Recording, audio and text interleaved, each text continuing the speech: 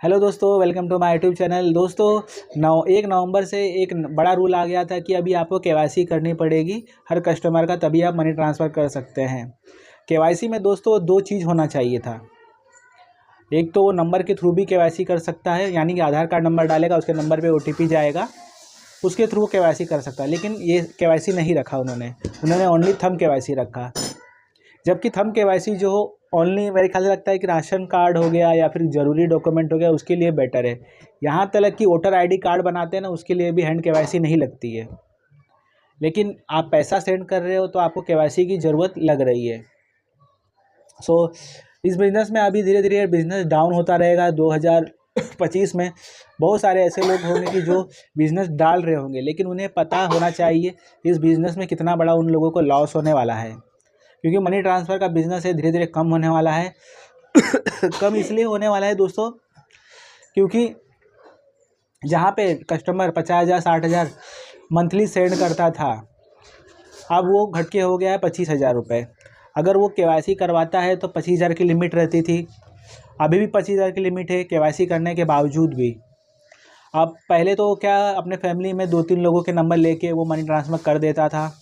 अब लेकिन क्या हो गया कि दोस्तों मनी ट्रांसफ़र करने के लिए वो कस्टमर एक ही बार अपना खुद का केवाईसी कर सकता है, और उसे अपने नंबर से ही करना पड़ेगा केवाईसी, और अपने आधार कार्ड देकर। एक बार केवाईसी कंप्लीट हो गया फिर दूसरे एप्लीकेशन पे, और वही एप्लीकेशन पे खुद का नहीं कर सकता है। यहाँ पे बहुत बड़ा लॉस हो रहा है कस्टमर का। उन्हें एक बैरियर लग गया है 25,000 का।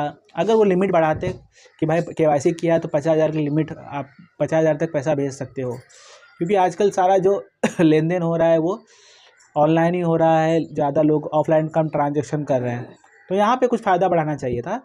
लेकिन आरबीआई के रूल के हिसाब से ये अच्छा भी है। जैसे कि बहुत बड़ा कहीं ना कहीं दिक्कत आ रही थी मनी ट्रांसफ़र के रिगार्डिंग, पैसे के लेन देन में उनका रूल रेगुलेशन अच्छा है, बट लेकिन कस्टमर को जो ये बिज़नेस खोल के बैठे हैं मनी ट्रांसफ़र वाले लोगों को, उनको बहुत दिक्कत हो रही है, क्योंकि उनको लागत बहुत लगानी पड़ जा रही है इस बिज़नेस में। लाइक मोबाइल ख़रीद रहे हैं, लैपटॉप ख़रीद रहे हैं, और आपका इलेक्ट्रिसिटी बिल, अगर वो वर्कर रख रहा है तो वर्कर का पैसा खुद मैनेज कर रहा है, तो उसका खुद का मेहनत। लेकिन अगर जिस तरह कस्टमर कम होते जाएंगे मनी ट्रांसफ़र के इसमें, तो वो दिन दूर नहीं कि मनी ट्रांसफ़र एक दिन हमेशा के लिए बंद हो जाएगा। आगे फ्यूचर में कुछ नया अपॉर्चुनिटी मिले तो ठीक, लेकिन नहीं हो पाएगा मुझे लग रहा है ग्रो बिज़नेस। और यूपीआई हो गया, जैसे कि अलग अलग प्लेटफॉर्म है, गूगल पे, फ़ोनपे, अदर यूपीआई है, उनमें कोई केवाईसी की ज़रूरत नहीं पड़ रही। वो विदाउट केवाईसी का अपना एप्लीकेशन रन हो रहा है। लेकिन अगर यहाँ से हम लोग मनी ट्रांसफ़र वाले लोगों के यहाँ से हर कस्टमर का केवाईसी लग रहा है, केवाईसी बेस्ट है, बस उनको और फैसिलिटीज़ भी देनी चाहिए, लिमिट बढ़ाने का, जैसे कि 50,000 लिमिट होना चाहिए या 1 लाख लिमिट होना चाहिए, अगर वो हद तक करता है तो।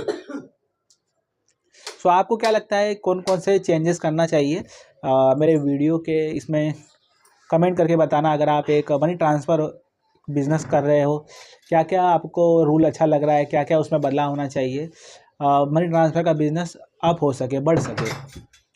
तो आज के वीडियो में इतना ही दोस्तों। जय हिंद, जय भारत।